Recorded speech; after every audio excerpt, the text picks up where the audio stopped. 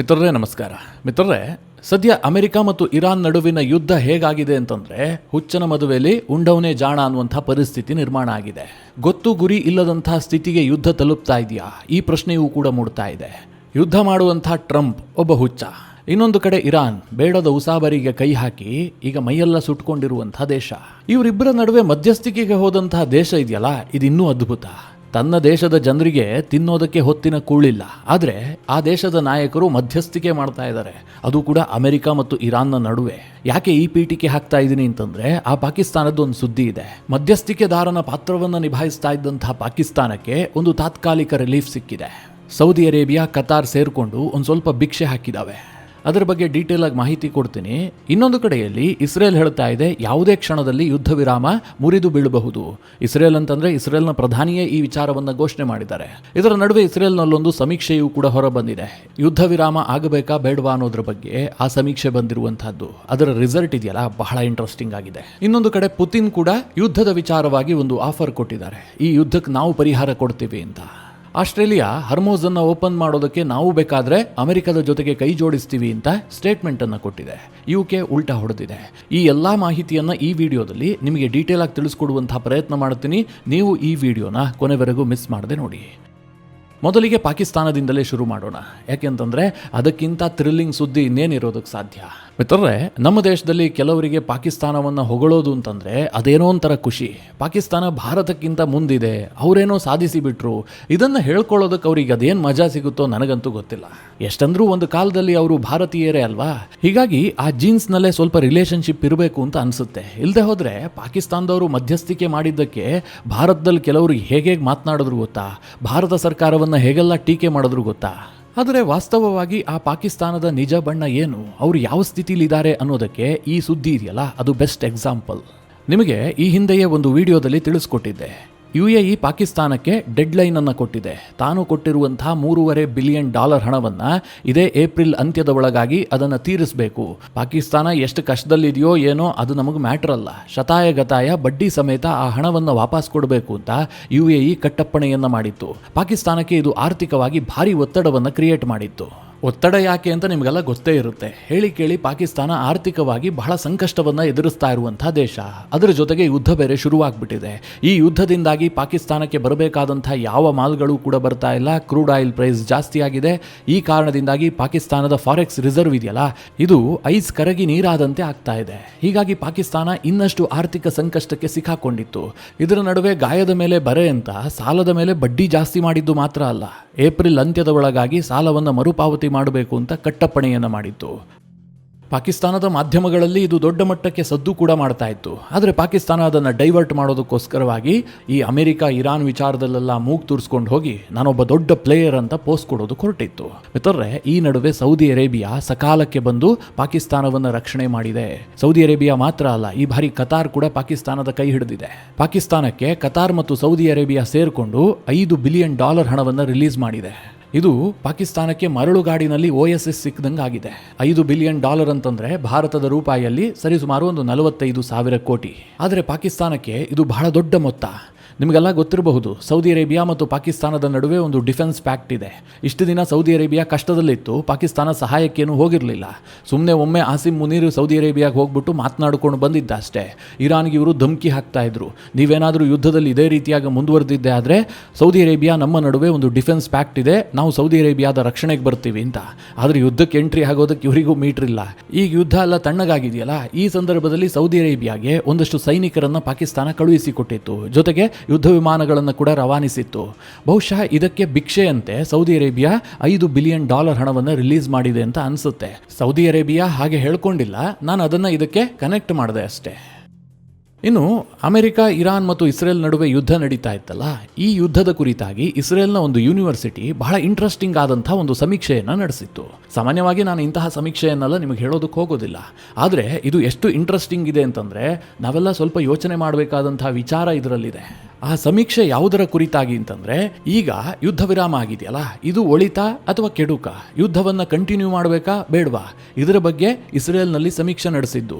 ಜೆರುಸೆಲೆಂನ Hebrew ವಿವಿ ನಡೆಸಿದಂತಹ ಈ ಸಮೀಕ್ಷೆಯಲ್ಲಿ ಭಾಗಿಯಾದಂತಹ 2% ಜನ ಇಸ್ರೇಲ್ ಯಾವ ಕಾರಣಕ್ಕೂ ಕೂಡ ಯುದ್ಧ ವಿರಾಮವನ್ನು ಒಪ್ಪಿಕೊಳ್ಳಬಾರದು, ಯುದ್ಧ ಕಂಟಿನ್ಯೂ ಆಗಬೇಕು ಅಂತ ಅಭಿಪ್ರಾಯಪಟ್ಟಿದ್ದಾರೆ. ಮಿತ್ರರೇ, ಇದನ್ನ ನೋಡಿದಾಗ ನನಗೆ ಆಶ್ಚರ್ಯ ಆಯಿತು. ಯಾಕೆ ಅಂತಂದ್ರೆ ಇಸ್ರೇಲ್ನಲ್ಲಿ ಸದಾ ಭಯ. ಇರಾನ್ ಲಾಂಚ್ ಮಾಡಿದಂತಹ ಮಿಸೈಲ್ಗಳನ್ನು ಕಂಪ್ಲೀಟ್ ಆಗಿ ಅವರಿಗೆ ತಡೆಯೋದಕ್ಕೆ ಸಾಧ್ಯ ಆಗ್ತಾ ಇಲ್ಲ. ಇರಾನ್ 100 ಮಿಸೈಲ್ ಅನ್ನ ಲಾಂಚ್ ಮಾಡಿದ್ರೆ ಇವತ್ತಿಗೂ ಕೂಡ ಇಸ್ರೇಲ್ ತಡೆಯೋದಕ್ಕಾಗ್ತಾ ಇರುವಂತದ್ದು ಕೇವಲ 90 ಮಾತ್ರ. 10 ಮಿಸೈಲ್ಗಳು ಇಸ್ರೇಲ್ಗೆ ಬಂದು ಬಿದ್ದೇ ಬೀಳುತ್ತೆ. ಈಗಾಗಲೇ ಇಸ್ರೇಲ್ನ ಕೆಲ ಇಂಪಾರ್ಟೆಂಟ್ ಅಸೆಟ್ಗಳಿಗೆ ಹಾನಿಯಾಗಿದೆ. ಜನವಸತಿ ಪ್ರದೇಶದ ಮೇಲೂ ಕೂಡ ಮಿಸೈಲ್ ಬಿದ್ದಿದೆ, ಸಾವು ನೋವುಗಳಾಗಿದೆ. ಹೇಳಬೇಕು ಅಂತಂದ್ರೆ ಕಳೆದ 3 ವರ್ಷದಿಂದ ಇಸ್ರೇಲ್ ಯುದ್ಧ ಭೂಮಿಯಲ್ಲೇ ಬದುಕ್ತಾ ಇದೆ. ಆ ಜನರಿಗೆ ಇನ್ನೆಷ್ಟು ಭಯ ಇರಬೇಕು ಹೇಳಿ. ಒಂದು ವೇಳೆ ಈ ಪರಿಸ್ಥಿತಿಯಲ್ಲಿ ನೀವು ಇದ್ದಿದ್ದೇ ಆಗಿದ್ರೆ ಈ ತಕ್ಷಣವೇ ಯುದ್ಧ ನಿಲ್ಲಬೇಕು, ಇನ್ಯಾವತ್ತೂ ಕೂಡ ನಮಗೆ ಯುದ್ಧ ಬೇಡ ಅಂತ ಹೇಳ್ತಾ ಇದ್ವಿ. ಆದ್ರೆ ಇಸ್ರೇಲ್ನ 2/3 ಜನ ಹೇಳ್ತಾ ಇದ್ದಾರೆ ಯುದ್ಧ ಕಂಟಿನ್ಯೂ ಆಗಬೇಕು, ಯಾವ ಕಾರಣಕ್ಕೂ ಕೂಡ ನಮಗೆ ಸಿಕ್ಕಂತಹ ಮೊಮೆಂಟಮ್ ಅನ್ನ ಬಿಟ್ಟು ಕೊಡಬಾರದು, ಯುದ್ಧ ವಿರಾಮ ಅನ್ನುವಂಥದ್ದು ಅರ್ಥಹೀನ ಅಂತ ಜನ ಹೇಳ್ತಾ ಇದ್ದಾರೆ.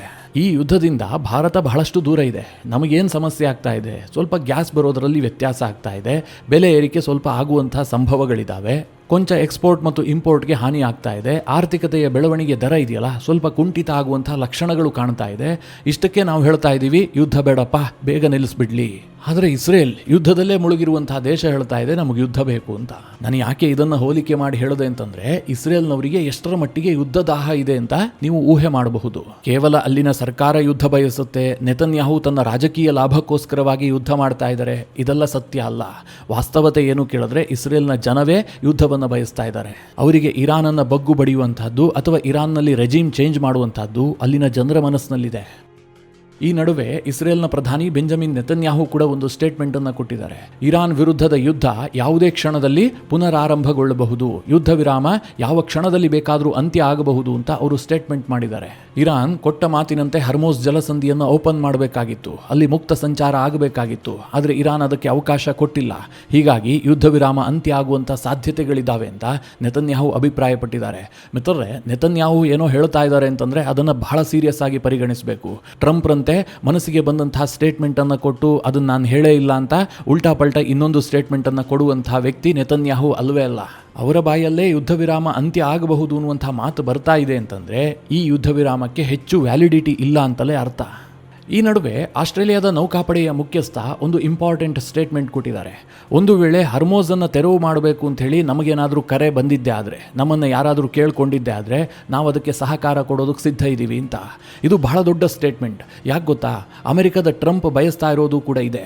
ಹರ್ಮೋಸ್ ವಿಚಾರವಾಗಿ ನಾವೊಬ್ಬರೇ ಯಾಕೆ ತಲೆ ಕೆಡಿಸ್ಕೊಳ್ಬೇಕು, ಅದಕ್ಕೋಸ್ಕರವಾಗಿ ಹರ್ಮೋಸನ್ನು ನಾವು ಬ್ಲಾಕೇಡ್ ಮಾಡ್ತೀವಿ, ಅಲ್ಲಿ ಡಿಸ್ಟರ್ಬ್ ಮಾಡುವ ಮೂಲಕ ಎಲ್ಲರಿಗೂ ಅದರ ಬಿಸಿ ಮುಟ್ಟಿಸ್ತೀವಿ ಅಂತ ಹೇಳಿ ಟ್ರಂಪ್ ಈ ನಿರ್ಧಾರ ಮಾಡಿದ್ದಾರೆ. ಅದಕ್ಕೆ ಪೂರಕವಾಗಿ ಆಸ್ಟ್ರೇಲಿಯಾ ಹೇಳ್ತಾ ಇದೆ, ಒಂದು ವೇಳೆ ಹರ್ಮೋಸ್ ಅನ್ನು ಓಪನ್ ಮಾಡೋದಕ್ಕೆ ನಮ್ಮ ಅವಶ್ಯಕತೆ ಇದ್ದರೆ ನಾವು ನೇವಿ ಶಿಪ್ಗಳನ್ನು ಕಳುಹಿಸ್ತೀವಿ ಅಂತ. ಇದು ಬಹಳ ಇಂಪಾರ್ಟೆಂಟ್ ಆಗುತ್ತೆ. ಅಂದರೆ ಯುದ್ಧ ವಿಸ್ತರಣೆ ಆಗೋದಕ್ಕೂ ಕೂಡ ಇದು ಕಾರಣ ಆಗಬಹುದು. ಆದರೆ ಯುಕೆ ಮಾತ್ರ ಈ ಕ್ಷಣದವರೆಗೂ ಕೂಡ ಇದನ್ನು ಬೆಂಬಲಿಸ್ತಾ ಇಲ್ಲ. ಯುಕೆ ಪ್ರಧಾನಿ ಸ್ಟಾರ್ಮರ್ ಹೇಳಿದ್ದಾರೆ, ನಾವು ಯಾವುದೇ ಕಾರಣಕ್ಕೂ ಕೂಡ ಈ ರೀತಿಯ ನೇವಲ್ ಬ್ಲಾಕೇಡ್ಗಳನ್ನು ಒಪ್ಪೋದಿಲ್ಲ, ಈ ಹರ್ಮೋಸ್ ಜಲಸಂಧಿಯಲ್ಲಿ ಮುಕ್ತವಾದಂತಹ ಸಂಚಾರ ಇರಬೇಕು ಅಂತ ಯುಕೆ ನಿರ್ಧಾರವನ್ನು ಕೈಗೊಂಡಿದೆ, ಅದಕ್ಕೆ ಬದ್ಧವಾಗಿದೆ. ನಾವು ಯಾವುದೇ ಸೈನಿಕ ಕಾರ್ಯಾಚರಣೆಯಲ್ಲಿ ಭಾಗಿಯಾಗೋದಿಲ್ಲ ಅಂತ ಸ್ಟಾರ್ಮರ್ ಸ್ಪಷ್ಟವಾಗಿ ಹೇಳಿದ್ದಾರೆ. ಇದನ್ನೆಲ್ಲ ನೋಡ್ತಾ ಇದ್ರೆ ಈ ಯುದ್ಧವೇನೋ ಮುಗಿಬಹುದು, ಇರಾನ್ ನಡುವೆ ಅಮೆರಿಕ ಒಂದು ಸಂಧಾನ ಮಾಡಿಕೊಳ್ಳಬಹುದು ಅಥವಾ ಯುದ್ಧ ವಿರಾಮ ಹಾಗೆ ಕಂಟಿನ್ಯೂ ಆಗಿಬಿಡಬಹುದು. ಆದರೆ ಇದಾಗ್ತಿದ್ದ ಹಾಗೆ ಅಮೆರಿಕದ ಸಿಟ್ಟಿದೆಯಲ್ಲ, ಇದು ಪೂರ್ತಿಯಾಗಿ ಯುರೋಪ್ ಕಡೆಗೆ ತಿರುಗಿಕೊಳ್ಳುತ್ತೆ. ಅಮೆರಿಕ ಮತ್ತು ಯುರೋಪ್ನ ಜಗಳ ಇದೆಯಲ್ಲ, ಇದು ಜಗತ್ತಿಗೆ ಬಿಟ್ಟಿ ಮನೋರಂಜನೆಯನ್ನು ಕೊಡುತ್ತೆ ಅಂತ ನನಗಂತೂ ಅನ್ನಿಸ್ತಾ ಇದೆ. ಮಿತ್ರರೇ, ಜಗತ್ತಿನಲ್ಲಿ ಯಾವುದೇ 2 ದೇಶಗಳ ನಡುವೆ ಜಗಳ ಆದರೆ ಜಗತ್ತಿಗೆ ಅದರಿಂದ ನಷ್ಟವೇ. ಆದರೆ ಯುರೋಪ್ ಮತ್ತು ಅಮೆರಿಕದ ನಡುವೆ ಬೆಂಕಿ ಹತ್ತಿಕೊಂಡಿದ್ದೆ ಆದರೆ ಅದರಿಂದ ನಷ್ಟ ಆಗೋದಿಲ್ಲ, ಸ್ವಲ್ಪ ಲಾಭನೇ ಆಗಬಹುದು. ಇವರ ಅಹಂಕಾರ ಎಲ್ಲ ಇದೆಯಲ್ಲ, ಅದೆಲ್ಲ ಸ್ವಲ್ಪ ಕರಗುತ್ತೆ. ಈ ನಡುವೆ ಅಮೆರಿಕ ಮತ್ತು ಚೀನಾದ ನಡುವೆ ಹೊಸದಾದಂಥ ಒಂದು ತಿಕ್ಕಾಟ ಆರಂಭವಾಗಿತ್ತು. ಈ ಹಿಂದಿನ ವಿಡಿಯೋಗಳಲ್ಲೂ ಕೂಡ ಅದರ ಬಗ್ಗೆ ಮಾಹಿತಿಯನ್ನು ಕೊಟ್ಟಿದ್ದೆ. ಅದೇನು ಕೇಳಿದ್ರೆ, ಚೈನಾ ಈ ಯುದ್ಧದ ನಡುವೆಯೇ ಇರಾನ್ಗೆ ಶಸ್ತ್ರಾಸ್ತ್ರವನ್ನು ಪೂರೈಕೆ ಮಾಡ್ತಾ ಇದೆ, ಮುಖ್ಯವಾಗಿ ಮ್ಯಾನ್ ಪ್ಯಾಡ್ಗಳನ್ನು ಕೊಡ್ತಾ ಇದೆ, ಜೊತೆಗೆ ಏರ್ ಡಿಫೆನ್ಸ್ ಸಿಸ್ಟಮ್ ಅನ್ನು ದೊಡ್ಡ ಪ್ರಮಾಣದಲ್ಲಿ ಸಪ್ಲೈ ಮಾಡೋದಕ್ಕೆ ನಿಂತ್ಕೊಂಡಿದೆ.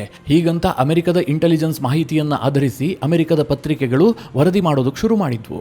ಅತ್ತ ಕಡೆಯಲ್ಲಿ ಟ್ರಂಪ್ ಕೂಡ ಎಚ್ಚರಿಕೆ ಕೊಟ್ಟಿದ್ರು, ಇದೇನಾದರೂ ನಿಜ ಆಗಿದ್ದೇ ಆದರೆ ನಾವು ಚೈನಾದ ಮೇಲೆ 50% ಟ್ಯಾರಿಫ್ ಹಾಕ್ತೀವಿ ಅಂತ ಫಾಕ್ಸ್ ನ್ಯೂಸ್ಗೆ ಟ್ರಂಪ್ ಹೇಳಿಕೆಯನ್ನು ಕೂಡ ಕೊಟ್ಟುಬಿಟ್ಟಿದ್ರು. ಆದರೆ ಈಗ ಚೈನಾದ ವಿದೇಶಾಂಗ ಇಲಾಖೆ ಬಹಳ ಬೋಲ್ಡ್ ಆದಂತಹ ಸ್ಟೇಟ್ಮೆಂಟ್ ಕೊಟ್ಟಿದೆ. ಈ ಬಗ್ಗೆ ಮಾತನಾಡಿರುವಂತಹ ಚೈನಾದ ವಿದೇಶಾಂಗ ಇಲಾಖೆಯ ವಕ್ತಾರ ಗು ಜಿಯಾಂಗ್ಕುನ್, ಚೈನಾ ಸದಾ ಜವಾಬ್ದಾರಿಯುತವಾಗಿಯೇ ಶಸ್ತ್ರಾಸ್ತ್ರಗಳನ್ನ ವ್ಯಾಪಾರ ಮಾಡುತ್ತೆ. ನಾವೇನನ್ನ ರಫ್ತು ಮಾಡಬೇಕು, ಏನನ್ನ ಮಾಡಬಾರದು ಅನ್ನೋದಕ್ಕೆ ನಮಗೆ ಬಹಳ ಜವಾಬ್ದಾರಿ ಇದೆ, ಹೀಗಂತ ಸ್ಟೇಟ್ಮೆಂಟ್ ಕೊಟ್ಟಿದ್ದಾರೆ. ಇದರ ಅರ್ಥ ಏನು ಕೇಳಿದ್ರೆ, ಚೈನಾ ಇದನ್ನ ನಿರಾಕರಿಸ್ತಾ ಇಲ್ಲ. ನಾವು ಇರಾನ್ಗೆ ಶಸ್ತ್ರಾಸ್ತ್ರವನ್ನ ಪೂರೈಕೆ ಮಾಡೋದಿಲ್ಲ, ಹಿಂದೆಯೂ ಮಾಡಿಲ್ಲ, ಮುಂದೆಯೂ ಮಾಡೋದಿಲ್ಲ, ಈ ರೀತಿಯಾಗೆಲ್ಲ ಅವ್ರು ಹೇಳೋದಕ್ಕೆ ಹೋಗಿಲ್ಲ. ನಮಗೆ ಏನ್ ಮಾಡಬೇಕು, ಏನ್ ಮಾಡಬಾರದು ಅಂತ ತುಂಬಾ ಚೆನ್ನಾಗಿ ಗೊತ್ತು ಅಂತ ಸ್ಟೇಟ್ಮೆಂಟ್ ಕೊಟ್ಟಿದ್ದಾರೆ. ಇದು ಅಮೆರಿಕದ ಧಮ್ಕಿಗೆ ಚೈನಾ ಹೇಳದಂತಹ ಡೋಂಟ್ ಕೇರ್ ಅಂತ ನಾನಂತೂ ಭಾವಿಸ್ತೀನಿ. ಜೊತೆಗೆ ಹರ್ಮೋಸ್ ಬ್ಲಾಕೇಡ್ ಬಗ್ಗೆಯೂ ಕೂಡ ಚೈನಾ ರಿಯಾಕ್ಟ್ ಮಾಡಿದೆ. ಎರಡೂ ಪಕ್ಷದವರು ಕೂಡ ಜಲಸಂಧಿಯಲ್ಲಿ ಮುಕ್ತವಾದ ಸಂಚಾರಕ್ಕೆ ಅವಕಾಶವನ್ನು ಕೊಡಬೇಕು, ಅಂತಹ ವಾತಾವರಣವನ್ನು ನಿರ್ಮಾಣ ಮಾಡಬೇಕು, ಯುದ್ಧ ವಿರಾಮ ಹೀಗೆ ಕಂಟಿನ್ಯೂ ಆಗುವಂತೆ ಎರಡೂ ಪಕ್ಷದವರು ಕೂಡ ನೋಡಿಕೊಳ್ಬೇಕು ಅಂತ ಚೈನಾ ಅಭಿಪ್ರಾಯಪಟ್ಟಿದೆ. ಈ ನಡುವೆ ಅಮೆರಿಕ ಹರ್ಮೋಸನ್ನು ಬ್ಲಾಕೇಡ್ ಮಾಡಿದೆ. ಇರಾನ್ಗೆ ಸಂಬಂಧಪಟ್ಟಂಥ ಯಾವ ಹಡಗುಗಳನ್ನು ಕೂಡ ನಾವಲ್ಲಿ ಹೋಗೋದಕ್ಕೆ ಬಿಡೋದಿಲ್ಲ ಅಂತ ಸೆಂಟ್ಕಾಮ್ ಈಗಾಗಲೇ ಸ್ಪಷ್ಟಪಡಿಸಿದೆ. ಅನೇಕ ಹಡಗುಗಳನ್ನು ಕೂಡ ವಾಪಸ್ ಕಳುಹಿಸಿದ ಬಗ್ಗೆ ವರದಿಯಾಗಿದೆ. ಇದಕ್ಕೆ ಈಗ ಇರಾನ್ ಪ್ರತಿಕ್ರಿಯೆ ಕೊಟ್ಟಿದೆ. ಇರಾನ್ನ ಕತಮ್ ಅಲ್ ಅನ್ಬಿಯಾ ಹೇಳ್ತಾ ಇದೆ, ಒಂದು ವೇಳೆ ಇದು ಹೀಗೆ ಮುಂದುವರೆದಿದ್ದೆ ಆದರೆ ಈ ಹರ್ಮೋಸ್ ಜಲಸಂಧಿಗೆ ನಾವು ಶಾಶ್ವತವಾದಂಥ ಒಂದು ಮೆಕಾನಿಸಮ್ ಅನ್ನು ತರ್ತೀವಿ. ಇದರ ಅರ್ಥ ಏನು ಕೇಳಿದ್ರೆ, ಈ ಹರ್ಮೋಸ್ ಅನ್ನ ನಾವು ಶಾಶ್ವತವಾಗಿ ನಮ್ಮ ವಶದಲ್ಲೇ ಇಟ್ಕೊಳ್ತೀವಿ. ಅಲ್ಲಿ ಯಾರು ಎಂಟ್ರಿ ಆಗಬೇಕು, ಯಾರು ಎಕ್ಸಿಟ್ ಆಗಬೇಕು ಅನ್ನೋದನ್ನ ಕಂಪ್ಲೀಟ್ ಆಗಿ ನಾವೇ ನಿಯಂತ್ರಣ ಮಾಡ್ತೀವಿ ಅಂತ ಅವರು ಪುನಃ ಎಚ್ಚರಿಕೆ ಕೊಟ್ಟಿದ್ದಾರೆ. ಇದರ ಜೊತೆಗೆ ಅವರು ಇನ್ನೊಂದು ಹೇಳಿಕೆ ಕೊಟ್ಟಿದ್ದಾರೆ, ಅದು ಬಹಳ ಇಂಪಾರ್ಟೆಂಟ್ ಆಗುತ್ತೆ. ಅದೇನು ಕೇಳಿದ್ರೆ, ನಮ್ಮ ಬಂದರಿಗಾಗ್ಲಿ ನಮ್ಮ ಹಡಗಿಗಾಗ್ಲಿ ಏನಾದರೂ ತೊಂದರೆ ಆಗಿದ್ದೆ ಆದರೆ ಪರ್ಷಿಯನ್ ಗಲ್ಫ್ನಲ್ಲಿರುವಂತಹ ಯಾವುದೇ ಬಂದರುಗಳನ್ನು ಕೂಡ ನಾವು ಬಿಡೋದಿಲ್ಲ ಅಂತ. ಅಂದ್ರೆ ಟಿಟ್ ಫಾರ್ ಟ್ಯಾಟ್ ಇದೆಯಲ್ಲ, ಇದನ್ನು ನಾವು ಹಾಗೆ ಮುಂದುವರಿಸ್ತೀವಿ ಅಂತ ಇರಾನ್ ಎಚ್ಚರಿಸ್ತಾ ಇದೆ. ಅಲ್ಲಿಗೆ ನಾನು ನಿಮಗೆ ಮೊದಲೇ ಹೇಳಿದ್ದೆ, ಈ ಯುದ್ಧದ ಪುನಃ ಸ್ಟಾರ್ಟಿಂಗ್ ಪಾಯಿಂಟ್ ಯಾವುದಾಗುತ್ತೆ ಕೇಳಿದ್ರೆ ಅಮೆರಿಕ ಮಾಡದಂತಹ ಈ ನೇವಲ್ ಬ್ಲಾಕೇಡ್ ಆಗಬಹುದು. ಇದನ್ನು ಅಮೆರಿಕ ಎಷ್ಟು ಸಮರ್ಪಕವಾಗಿ ಜಾರಿಗೆ ತರುತ್ತೋ ಇಲ್ವೋ ನನಗಂತೂ ಗೊತ್ತಿಲ್ಲ. ಅವರು ಯಾವಾಗ ಬೇಕಾದರೂ ಉಲ್ಟಾ ಹೊಡಿತಾರೆ ಅಥವಾ ಒಳಗೊಳಗೆ ಡೀಲ್ ಮಾಡಿಕೊಂಡು ಜಗತ್ತಿಗೆಲ್ಲ ಬ್ಲಾಕ್ ಆಗಿದೆ ಅಂತ ತೋರಿಸ್ತಾ ಒಳಗೊಳಗೆ ವ್ಯಾಪಾರಕ್ಕೆ ಅವಕಾಶ ಕೊಟ್ಟಿರಬಹುದು. ಯಾಕೆಂತಂದರೆ ಅಮೆರಿಕವನ್ನು 3 ಕಾಸಿಗೆ ನಂಬೋದಕ್ಕೆ ಸಾಧ್ಯ ಇಲ್ಲ. ಒಂದು ವೇಳೆ ಅಮೆರಿಕ ನಿಜವಾಗ್ಲೂ ಕೂಡ ಇರಾನ್ಗೆ ಕಂಪ್ಲೀಟ್ ಬ್ಲಾಕೇಡ್ ಮಾಡಿದ್ದೆ ಆದರೆ ಇರಾನ್ ಹೆಚ್ಚು ದಿನ ಸರ್ವೈವಲ್ ಆಗೋದಕ್ಕೆ ಸಾಧ್ಯ ಇಲ್ಲ. ಅವರು ರಿಟಾಲಿಯೇಟ್ ಮಾಡಿಯೇ ಮಾಡ್ತಾರೆ. ಅಲ್ಲಿಗೆ ಯುದ್ಧ ವಿರಾಮ ಅಂತ್ಯ ಆಗತ್ತೆ. ಇನ್ನು ಇಸ್ಲಾಮಾಬಾದ್ನ ಮಾತುಕತೆ ಫೇಲ್ಯೂರ್ ಆದ ಬಳಿಕ ರಷ್ಯಾದ ಕ್ರೆಮ್ಲಿನ್ ಒಂದು ಹೇಳಿಕೆಯನ್ನು ಕೊಟ್ಟಿದೆ. ಕ್ರೆಮ್ಲಿನ್ನ ವಕ್ತಾರ ಹೇಳಿದ್ದಾರೆ, ಇರಾನ್ನಲ್ಲಿರುವಂತಹ ಎನ್ರಿಚ್ ಆದಂತಹ ಯುರೇನಿಯಂ ಏನಿದೆ ಅದನ್ನು ನಾವು ಸ್ವೀಕರಿಸೋದಕ್ಕೆ ಸಿದ್ಧ ಇದ್ದೀವಿ. ಪುತಿನ್ ಅಂತಹ ಆಫರ್ ಅನ್ನ ಈ ಹಿಂದೆಯೇ ಕೊಟ್ಟಿದ್ದಾರೆ, ಅದಕ್ಕೆ ನಾವು ಈಗಲೂ ಕೂಡ ಬದ್ಧವಾಗಿದ್ದೀವಿ ಅಂತ ರಷ್ಯಾ ಹೇಳ್ಕೊಂಡಿದೆ. ಅಂದರೆ ಈಗಾಗಲೇ ಯುರೇನಿಯಂ ಅನ್ನು ಎನ್ರಿಚ್ ಮಾಡಿ ಸರಿಸುಮಾರು ಒಂದು 450 kgಯಷ್ಟು ಇರಾನ್ ಇಟ್ಕೊಂಡಿದೆ. ಇದನ್ನು ಯಾವುದೇ ಕ್ಷಣದಲ್ಲಿ ಬೇಕಾದರೆ ಬಾಂಬ್ ಆಗಿ ಕನ್ವರ್ಟ್ ಮಾಡಬಹುದು ಅನ್ನುವಂಥ ಆತಂಕ ಇದೆಯಲ್ಲ, ಆ ರೀತಿಯಾಗಿ ಎನ್ರಿಚ್ ಆದಂತಹ ಯುರೇನಿಯಂ ಅನ್ನು ರಷ್ಯಾ ಸ್ವೀಕರಿಸುತ್ತೆ. ಇದರಿಂದಾಗಿ ಇರಾನ್ನ ನ್ಯೂಕ್ಲಿಯರ್ ಭಯ ಏನಿದೆ ಇದು ಶಾಶ್ವತವಾಗಿ ನಿವಾರಣೆ ಆಗುತ್ತೆ. ಆ ರೀತಿಯಾಗಿ ಯುದ್ಧ ವಿರಾಮಕ್ಕೆ ಬೆಂಬಲ ಕೊಡೋದಕ್ಕೆ ರಷ್ಯಾ ಸಿದ್ಧ ಇದೆ ಅಂತ ಕ್ರೆಮ್ಲಿನ್ ಹೇಳ್ಕೊಳ್ತಾ ಇದೆ. ಪುತಿನ್ ಈಗಾಗಲೇ ರೀಜನಲ್ ಲೀಡರ್ಸ್ ಜೊತೆಗೆ ಮಾತನಾಡುವಂತಹ ಸಂದರ್ಭದಲ್ಲೂ ಕೂಡ ಈ ಆಫರ್ ಅನ್ನು ಮುಂದಿಟ್ಟಿದ್ದಾರೆ. ಅಮೆರಿಕಾಗೂ ಕೂಡ ನಾವು ಇದನ್ನು ತಿಳಿಸಿದ್ದೀವಿ ಅಂತ ಕ್ರೆಮ್ಲಿನ್ ಹೇಳ್ಕೊಳ್ತಾ ಇದೆ. ಮಿತ್ರರೇ, ಇದನ್ನು ಅಮೆರಿಕ ಒಪ್ಪುವಂತಹ ಸಾಧ್ಯತೆ ತೀರಾ ಕಡಿಮೆ ಇದೆ. ಅಮೆರಿಕ ಹೇಗೆ ರಷ್ಯಾ ನಂಬೋದಕ್ಕೆ ಸಾಧ್ಯ? ಈಗೇನೋ ಎನ್ರಿಚ್ ಆದಂತಹ ಯುರೇನಿಯಂ ಅನ್ನು ರಷ್ಯಾ ಸ್ವೀಕರಿಸಬಹುದು. ನಾಳೆ ಇದೆಲ್ಲ ಸ್ವಲ್ಪ ತಣ್ಣಗಾದ ಬಳಿಕ ಇನ್ನೊಂದು 3-4 ವರ್ಷ ಆಗುತ್ತಪ್ಪ, ಟ್ರಂಪ್ ಕೂಡ ಅಧಿಕಾರದಲ್ಲಿ ಇರೋದಿಲ್ಲ, ಅಮೆರಿಕದಲ್ಲಿ ಇನ್ನೊಬ್ಬ ಯಾರೋ ವೀಕ್ ಆದಂತಹ ಪ್ರೆಸಿಡೆಂಟ್ ಬಂದಿರ್ತಾರೆ. ಆ ಸಂದರ್ಭದಲ್ಲಿ ರಷ್ಯಾ ಇರಾನ್ಗೆ ಎನ್ರಿಚ್ ಆದಂತಹ ಯುರೇನಿಯಂ ಅನ್ನು ವಾಪಸ್ ಕೊಟ್ಟುಬಿಡಬಹುದು. ಹೀಗಾಗಿ ಅಮೆರಿಕ ಈ ಪ್ರಸ್ತಾವನೆಯನ್ನು ಒಪ್ಕೊಳ್ಳುತ್ತೆ ಅಂತ ಹೇಳೋದಕ್ಕೆ ಸಾಧ್ಯ ಇಲ್ಲ. ಆದರೆ ಪುತಿನ್ ಆ ರೀತಿಯಾಗಿ ಒಂದು ಟ್ರೈ ಮಾಡ್ತಾ ಇದ್ದಾರೆ. ಇದನ್ನು ಕ್ರೆಮ್ಲಿನ್ನೇ ಸ್ವತಃ ಹೇಳ್ಕೊಂಡಿದೆ. ಇನ್ನು ಇಸ್ಲಾಮಾಬಾದ್ ಮಾತುಕತೆ ಫೇಲ್ಯೂರ್ ಆದ ಬಳಿಕವೂ ಕೂಡ ಪಾಕಿಸ್ತಾನ ತನಗೆ ಮುಖಭಂಗ ಆಗಿದೆ ಅಂತ ಸುಮ್ಮನೆ ಕೂತಿಲ್ಲ ಅಂತ ಆಕ್ಸಿಸ್ ವರದಿ ಹೇಳ್ತಾ ಇದೆ. ಈ ಶಾಂತಿ ಮಾತುಕತೆಯನ್ನು ಮುಂದುವರಿಸೋದಕ್ಕೆ ಪಾಕಿಸ್ತಾನ, ತುರ್ಕಿ ಮತ್ತು ಈಜಿಪ್ಟ್ ಈ 3 ದೇಶಗಳು ಒಟ್ಟಾಗಿ ಪ್ರಯತ್ನವನ್ನು ಪುನರಾರಂಭ ಮಾಡಿದವೆ ಅಂತ ಆಕ್ಸಿಸ್ ವರದಿಯಲ್ಲಿ ಪ್ರಕಟಿಸಿದೆ. ಪಾಕಿಸ್ತಾನದ ಇಂತಹ ಪ್ರಯತ್ನಗಳು ಕೇವಲ ಹೆಡ್ಲೈನ್ಗೆ ಸೀಮಿತವಾಗುತ್ತೆ ಹೊರತು ಮತ್ತಿನ್ನೇನು ಇದರಿಂದ ಯಶಸ್ಸು ಸಿಗುತ್ತೆ ಅಂತ ನನಗಂತೂ ಅನಿಸೋದಿಲ್ಲ. ಇಸ್ರೇಲ್ನ ಸಹಮತ ಇಲ್ಲದೆ ಈ ಯುದ್ಧದಲ್ಲಿ ಯಾವುದೇ ನಿರ್ಣಾಯಕ ಅಂಶಗಳು ಕೂಡ ಪಾಸ್ ಆಗೋದಿಲ್ಲ. ಈ ಚಿಕ್ಕ ಪುಟ್ಟ ದೇಶಗಳ ಈ ರೀತಿಯ ಪ್ರಯತ್ನಗಳಿದಾವಲ್ಲ, ಇದು ಕೇವಲ ನ್ಯೂಸ್ ಪೇಪರ್ನಲ್ಲಿ ಒಂದಷ್ಟು ಹೆಡ್ಲೈನ್ ಸುದ್ದಿಗೆ ಕಾರಣ ಆಗುತ್ತಷ್ಟೇ. ಮಿತ್ರರೇ, ಈ ಎಲ್ಲ ಬೆಳವಣಿಗೆಗಳ ಕುರಿತಾಗಿ ನಿಮಗೇನು ಅನಿಸುತ್ತೆ? ನಿಮ್ಮ ಅನಿಸಿಕೆ ಅಭಿಪ್ರಾಯವನ್ನು ಕಮೆಂಟ್ ಮಾಡುವ ಮೂಲಕ ನಮಗೆ ತಿಳಿಸಿ. ಹಾಗೆ ನಿಮಗೆ ಈ ವಿಡಿಯೋ ಇಷ್ಟವಾದರೆ ಲೈಕ್ ಮಾಡಿ. ಜೊತೆಗೆ ನೀವಿನ್ನೂ ನಿಮ್ಮ ನೆಚ್ಚಿನ ಸಂಸ್ಕಾರ ಸೌರಭ ಯೂಟ್ಯೂಬ್ ಚಾನಲ್ನ ಸಬ್ಸ್ಕ್ರೈಬ್ ಮಾಡಿಲ್ಲ ಅಂತಾದರೆ ಈ ಕೂಡಲೇ ಸಬ್ಸ್ಕ್ರೈಬ್ ಮಾಡಿ. ಮುಂದಿನ ಎಲ್ಲ ಅಪ್ಡೇಟ್ಗಳ ನೋಟಿಫಿಕೇಷನ್ಗಾಗಿ ಬೆಲ್ ಐಕಾನ್ ಒತ್ತಿ.